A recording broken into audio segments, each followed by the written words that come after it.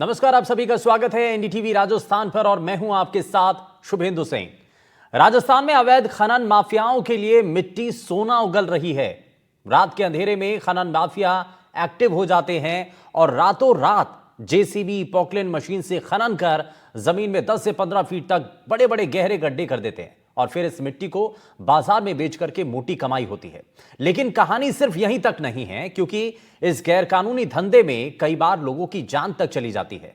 बजरी माफियाओं का आतंक इतना बढ़ चुका है कि टोंक में बजरी से भरे एक ट्रक ने एक युवक को रौंद दिया।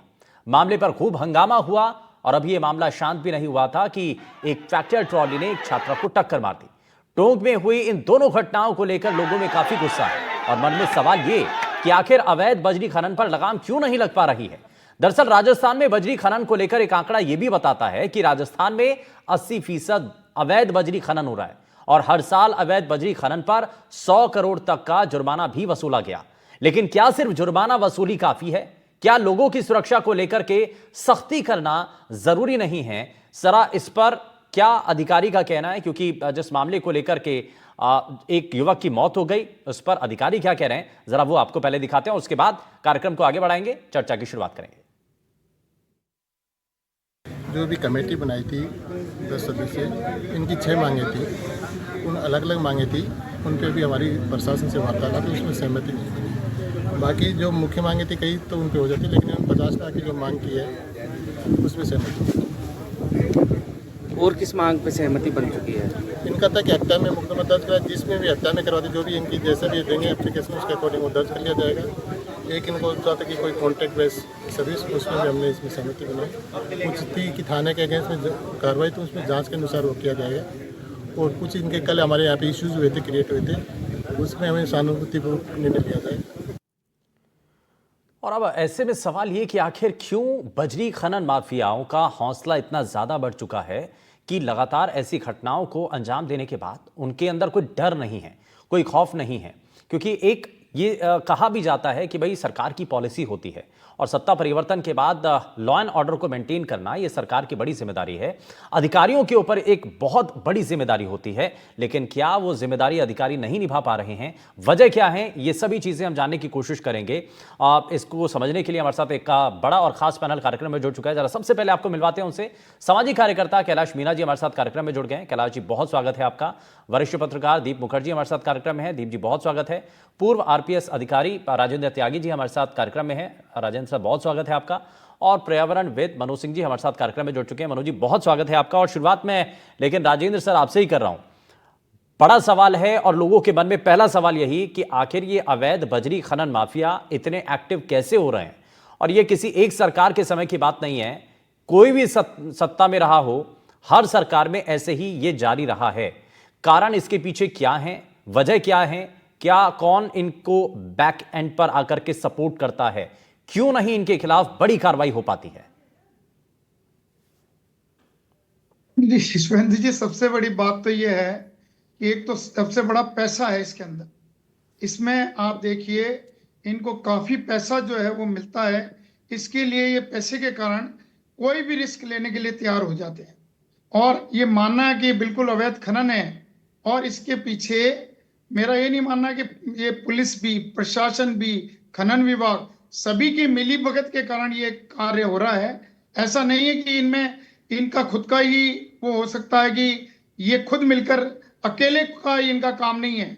ये एक माफिया पूरा गिरोह होता है, वो पूरा गिरोह पूरे सेटिंग करता है, रात भर ये पूरी कार्रवाई चलती है। आप देखिए जयपुर शहर के अंदर ये पूरी जो बजरी है वो पूरी धड़ेले से आ रही है। कौन रोक रहा है इसको? कोई नहीं रोकता। बड़े बड़े ट्रक ट्रेलर सभी यहाँ पे आ रहे हैं और यहाँ जयपुर शहर में इनकी ऊंचे दामों के अंदर ये बिक्री है।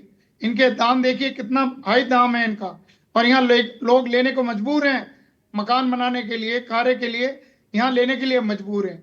तो मेरा मानना है कि ये जो पुलिस प्रशासन और जो खनन विभाग और जितना भी जो प्रशासन है उसके बिना मिली भगत और राजेंद्र जी, इसमें बड़ा सवाल ये है ना कि अगर कोई आवाज उठाएगा, अगर कोई पुलिसकर्मी की टीम वहां पर जाएगी, अगर इनके खिलाफ कोई एक्शन लेना चाहेगा, तो वहां क्या हाल होता है उससे पहले की कई रिपोर्ट्स हैं और कई आंकड़े हैं। मैं वही आंकड़े भी बताता हूं एक बार, जरा हमारे दर्शकों के लिए बहुत जरूरी है। मैं आपको हाँ, शुभेंदु जून जी, इसके लिए 2025 बता का रहा मामला, हूं। जोधपुर में कांस्टेबल पर हमला कर दिया जाता है, हमले में कांस्टेबल की मौत हो जाती है।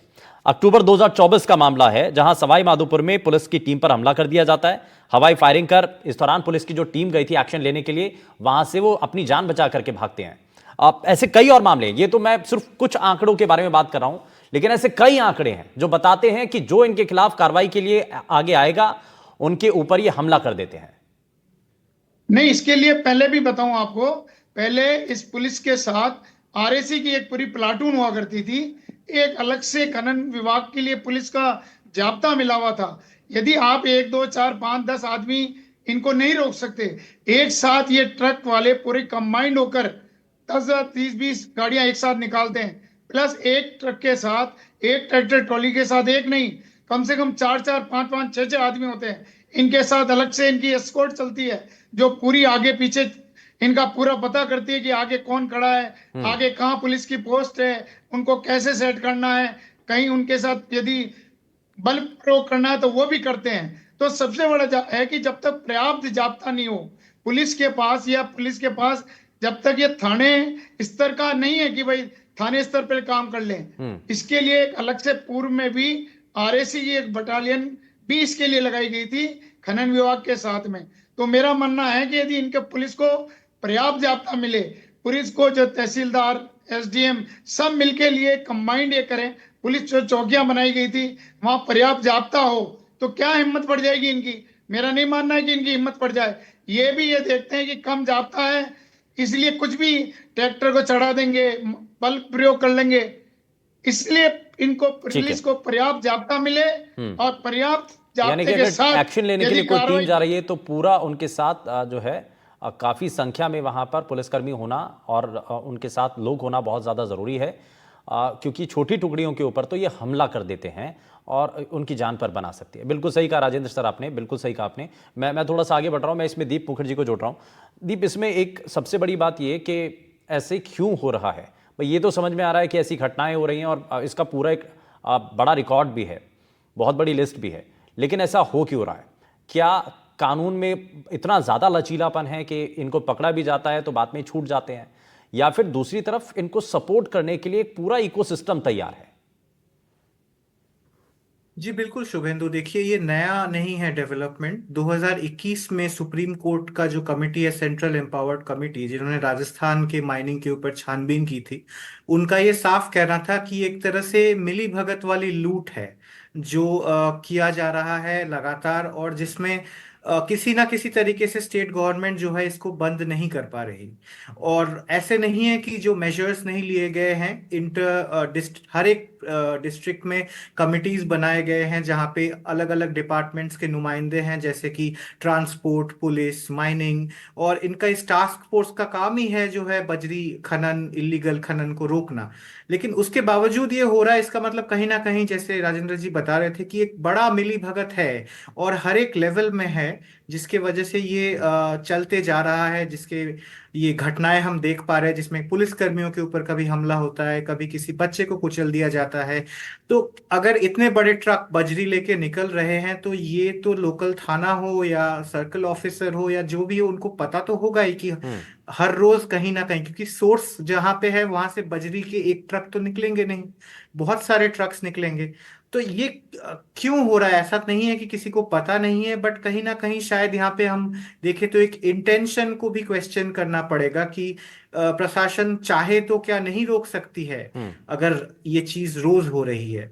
जी बिल्कुल ठीक है, और बिल्कुल अगर प्रशासन चाहे तो क्या नहीं हो सकता है और क्यों नहीं इनके खिलाफ बड़ी कार्रवाई हो सकती है? कैलाश मीणा जी, क्योंकि एक लंबा समय आपने दिया है, आपने बहुत बारीकी से देखा है, कई जगहों पर आपने सवाल भी उठाए ऐसे मामलों को लेकर के, असल कारण क्या नजर आता है?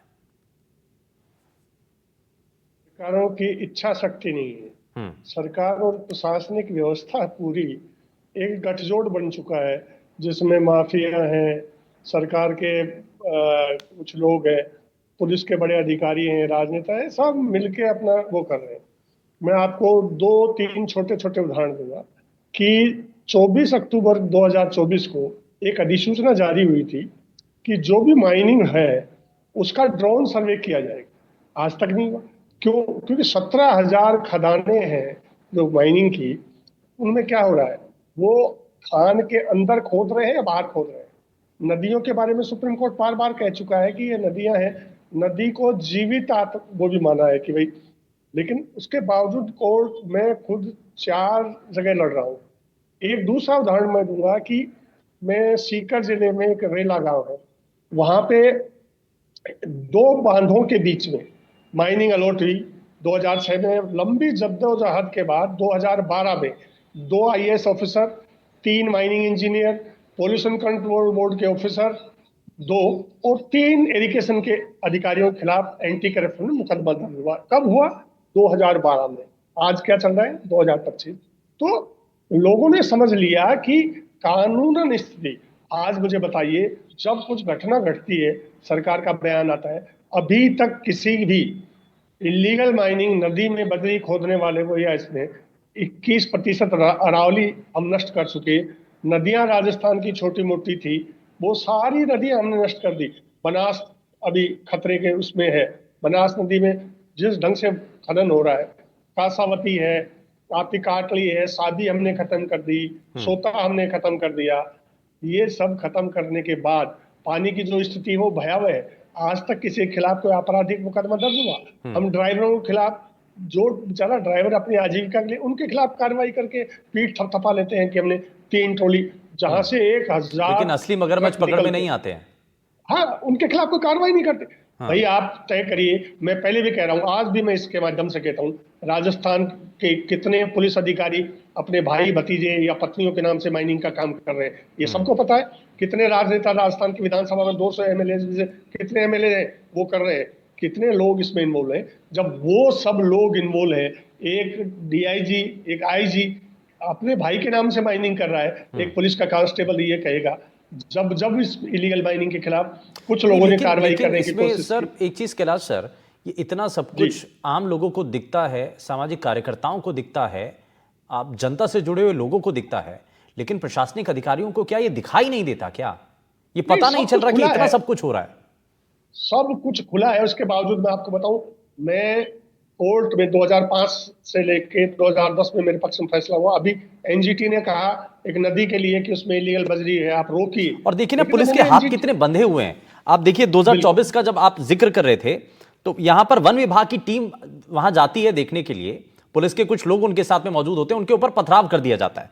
अब मैं जैसा 2024 का एक और मामला सवाई माधोपुर का बता रहा था, पुलिस की टीम जाती है एक्शन लेने के लिए, वहां पर उनके ऊपर पथराव कर दिया जाता है, फायरिंग कर दी जाती है, हवाई फायरिंग कर दी जाती है, पुलिस को जान बचा करके वहां से भागना पड़ता है।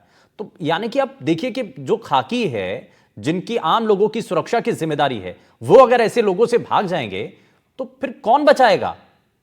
आप मेरे को एक बात बताइए, जितने हमलावर 2 साल में निकाल लीजिए, जिन लोगों ने हत्याएं की हैं, मगर कोई गिरफ्तार है क्या जेल में? भी कोई भी माइनिंग का, ये इस इलीगल माइनिंग में जो इन्वॉल्व है, वो गिरफ्तार क्यों नहीं? भाई किसी के जान चले गई, आप वहां पे आश्वासन दे रहे हो ड्राइवर के खिलाफ या किसी के खिलाफ।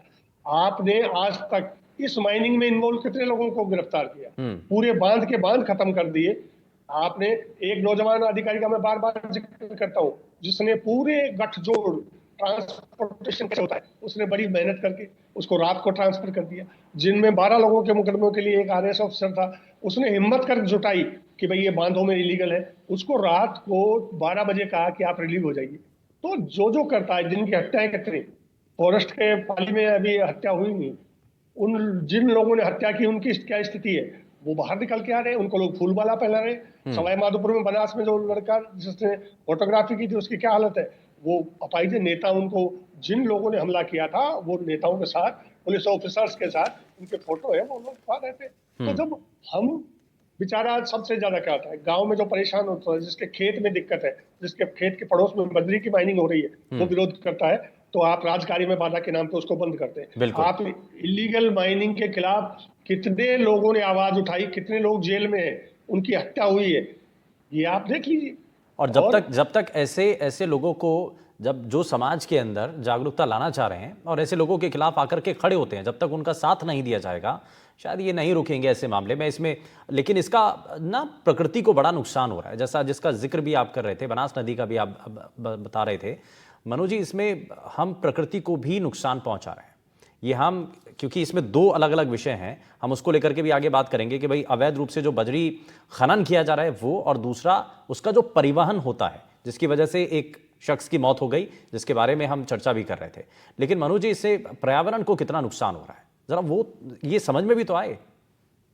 जी, मैं तो इतना नुकसान हो रहा है इससे, जो ये इलीगल माइनिंग है, कि इसको हमें इको टेररिज्म डिक्लेयर कर देना चाहिए। बिल्कुल स्पष्ट शब्दों में कहना चाहता हूं, ये इको टेररिज्म डिक्लेयर करें ना करें, ये इको टेररिज्म ही है। बनास की बात हुई, चंबल आप देख लीजिए, बनगंगा देख लीजिए, नदियां जो है उनका जो प्राकृतिक प्रवाह है वो इतना अवरुद्ध हो चुका है, उनकी पाट इतनी गहरी हो गई है और वो इतनी संकीर्ण हो गई है कि उनका पूरा फिल्ट्रेशन प्रणाली इस समय राजस्थान में ध्वस्त है।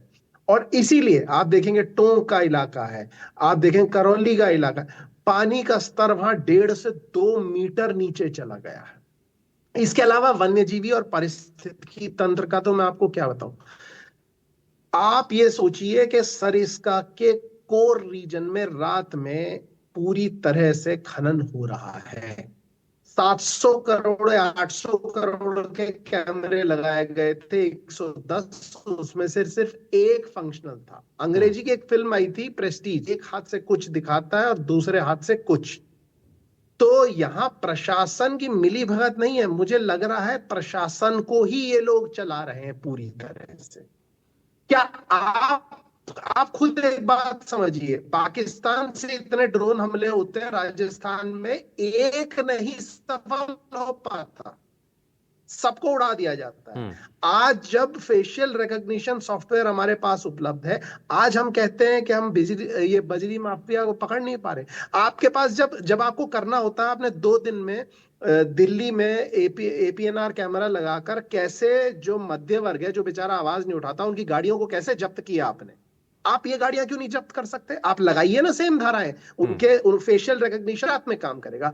आपका मुझे जो लगता है ये करना है ही नहीं, क्योंकि प्रशासन के साथ मिली भगत नहीं है। सीधे स्पष्ट तौर पे मैं कहना चाहता हूं कि राजनीतिक इच्छा शक्ति कमी नहीं, राजनीति को ही ये लोग चला रहे हैं। आप देखिए, इन्हीं के गलों में मालाएं डलती हैं जब चुनाव आ रहा होता है। ये तो राजस्थान की बात है। उत्तराखंड में तो एक्स सीएम जो हमारे त्रिवेंद्र जी हैं, उन्होंने बड़े अच्छे से इस मुद्दे को उठाया। वो एक्स सीएम है, अभी एमपी हैं, उन्हीं की बात को इन्होंने दरकिनार कर दिया, उन्हीं की पार्टी के कार्यकर्ता उनके अगेंस्ट आ गए। तो आप समझिए ये इको टेररिज्म जो है, इसकी जो जड़ें हैं बजरी माफिया की, कितनी गहरी हैं। राजनीति ही इनके बस से चल रही है। और मेरे हिसाब से तो जब तक एक सांस्कृतिक और सामाजिक आंदोलन पूरे राजस्थान में, क्या पूरे देश में इसको लेके नहीं होगा, ये नहीं सुधरेंगे। क्योंकि आपने देखा असल क्या है ना, ये आवाज उठाना भी बड़ा कम हो गया है, क्योंकि लोगों को डर लगने लगा है सामाजिक रूप से। कैलाश मीणा जी जैसे, आप जैसे बहुत लोग कम हैं, है ना, जो आवाज़ उठा रहे हैं, जो अभी भी बता रहे हैं। और चैनल में मुझे लग रहा है कि एनडीटीवी राजस्थान जो है लगातार इस मुद्दे को उठा रहा है, इसके अलावा कोई और दूसरा चैनल मुझे नजर नहीं आता है। तो ये जो है सामाजिक रूप से सबको एक आकर के इस मामले को उठाना होगा, तभी इस पर कुछ निष्कर्ष निकलेगा। जी मनु जी, आपने गाड़ी आइडेंटिफाई कर ली, हाँ। रात में ड्रोन का यूज आप कर सकते हैं, आपने आदमी आइडेंटिफाई कर लिया। टेक्नोलॉजी का दौर है भाई। आप अगले दिन डिक्लेयर कर दीजिए ये जितनी गाड़ियां इनको कोई डीजल पेट्रोल नहीं देगा। आप डिक्लेयर कर दीजिए सारी गाड़ियां स्क्रैप हो जाएंगी। आप सारे लोगों को पकड़ के एक साथ मुकदमा डाल के कर लीजिए। आप ये कह रहे हैं ना मगरमच्छ नहीं पकड़े जाते, हाँ। सारे मगरमच्छ पकड़े जाएंगे। आप टेक्नोलॉजी का यूज तो करिए, हाँ। हम वो तकनीकों का इस्तेमाल आप कीजिए, करना नहीं, बिल्कुल करना नहीं है, इच्छा शक्ति नहीं है। ये बड़ा सवाल है इसी को लेकर के। मैं जरा राजेंद्र सर वापस से एक चीज, ये भाई हम दो विषयों को लेकर के बात करें। एक तो अवैध रूप से जो बजरी का खनन हो रहा है वो, और दूसरा परिवहन। और इसी अवैध रूप से जो परिवहन हो रहा है बजरी का, उसकी वजह से कई बार सड़कों पर हादसे होते हैं और कई लोगों की मौत तक हो जाती है। अब उसकी जिम्मेदारी किसकी होगी? क्यों नहीं उस पर भी कार्रवाई होती है? हम देखते हैं सड़कों पर बड़े बड़े ट्रक और उस पर लद करके सामान चल रहा है, उसको रोकने वाला कोई नहीं। और अगर किसी ने सीट बेल्ट नहीं लगाई या किसी ने हेलमेट, हम ये नहीं कह रहे हैं कि आप चालान नहीं करें, बिल्कुल करें, लेकिन ऐसे लोगों के खिलाफ भी तो कार्रवाई होनी चाहिए। जी देखिए, ओवर लोडिंग का जो चालान है और जो उसका जुर्माना है, ये आरटीओ की तरफ से होता है। पुलिस को तो ये पावर नहीं दे रखे, हाँ। पुलिस का, और जबकि आप देखिए हर टोल पर पेइंग मशीनें लगा दी। जैसे अभी मनु सिंह जी कह रहे हैं क्या आप वहां से जब अवैध खनन करके चल के आ रहा है, ये हाईवे पे तो आ ही रहा है, आप मौके पे नहीं पकड़ पा रहे, माना मौके पे पूरा माफिया है, मगर यदि हाईवे पे आ रहा है और वहां पर इनको पकड़े तो कौन इनको पर कार्रवाई करने से रोक रहा है? रही बात इसमें जो हमारी पुलिस को जो एफआईआर है वो वन विभाग दे या खनन विभाग दे, पुलिस जब इनको पकड़ती है तो पकड़ने के बाद जो कार्रवाई करने के लिए सक्षम है उनको पुलिस को, वन विभाग को, खनन विभाग को सूचित करना पड़ता है कि आप आइए और इसकी जांच करके इनके रिकॉर्ड को चेक करके आप इनके खिलाफ एफआईआर दीजिए। पुलिस खुद एफआईआर नहीं दे पाती क्योंकि इसकी पुलिस यदि ज्यादा करेगी ओवरलोडिंग में चालान कर देगी। अब ओवरलोडिंग में इनका चालान हुआ, यदि खनन विभाग आया, वन विभाग आया, वो एक जुर्माना कर देते हैं, इनके खिलाफ कोई भी ऐसा सीरियस एक्शन नहीं होता। यदि इनके जैसे अभी बताया इनका ट्रक ट्रेलर जब्त हो जाए और इनके ऊपर आरटीओ एक भारी कार्रवाई करे, इनको आगे ना चलने दे, तब तो कोई कार्रवाई हो सकती है। अदरवाइज आप ओवरलोडिंग कर रहे हैं लोग, और ये जो ट्रैक्टर चल रहे हैं आप देखिए, आधे ट्रैक्टर तो जिनके ऊपर कोई रजिस्ट्रेशन नंबर नहीं है, सब एग्रीकल्चर यूज के रहे हैं, सब कॉमर्शियल यूज में आ रहे हैं, इन पे कार्रवाई नहीं हो रही। कार्रवाई करने के लिए आरटीओ के पास अधिकृत है, पुलिस के पास तो बहुत काम है, लॉ एंड ऑर्डर क्या है, अन्य काम बहुत हैं। पुलिस हाई कोर्ट पे चले, उनके उन कामों को छोड़ के यदि पुलिस इनको पकड़ती है, पकड़ने के बाद पुलिस को बहुत परेशानी होती है, इनको लेके आना, थाने में रखने की जगह नहीं है, कहाँ इनको ट्रक कहाँ खड़ा करें, इसलिए सारी परेशानियों से पुलिस अलग ही रहती है कि भाई कैसे हम इससे दूरी बनाए रखें। यदि और फिर पकड़ भी जाते हैं तो आप ये देखिए, जब खनन विभाग, वन विभाग वहां से जब ये चल रहा है वो क्यों नहीं कार्रवाई कर रहे? वो एफआईआर दें, एफआईआर नहीं देते हैं, मौके पे आएंगे, इनका जुर्माने की रसीद काट के इनको छोड़ देते हैं। सबसे बड़ी बात है, जब तक इनके ऊपर भारी जुर्माना या इनके ऊपर ठोस कार्रवाई नहीं होगी तब तक मेरा मानना है अवैध खनन नहीं रुकेगा, ओवरलोडिंग भी बिल्कुल नहीं रुकेगी।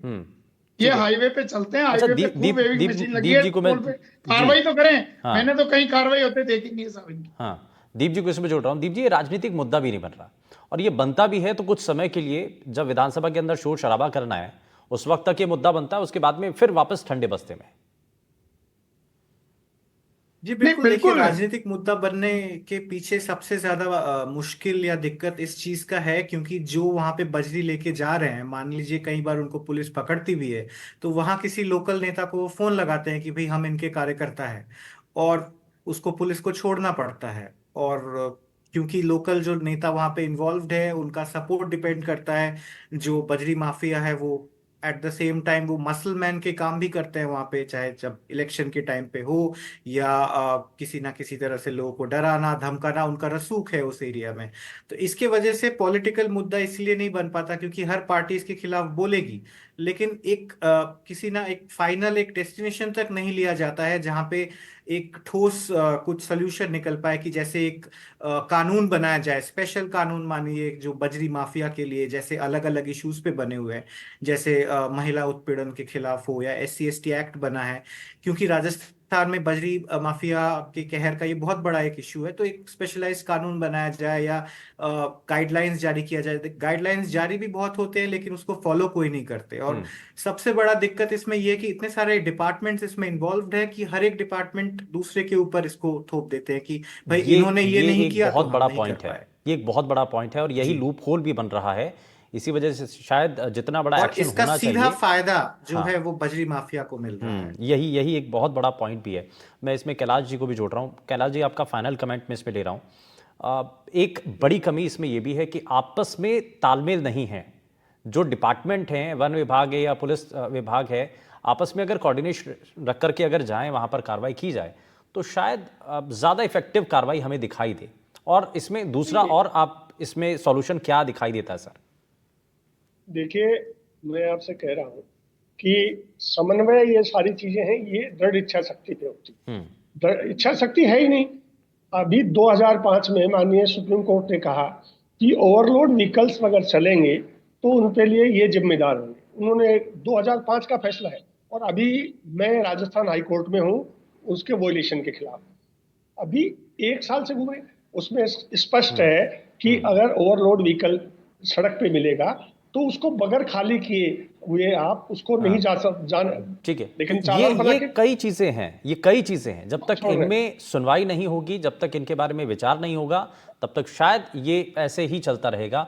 बहुत शुक्रिया सभी खास मेहमान हमारे साथ कार्यक्रम में जुड़े, आप सभी का बहुत शुक्रिया कार्यक्रम में अपना समय देने के लिए। लेकिन अवैध खनन को लेकर के ये मुहिम लगातार जारी रहेगी और एनडीटीवी लगातार इस कोशिश में है कि अवैध खनन पर सवाल उठाते रहें और अधिकारियों से जवाब पूछें। यार रुक रहे एक छोटे से ब्रेक के लिए, आप कहीं मत जाएगा, बने रहिए एनडीटीवी राजस्थान के साथ। नमस्कार।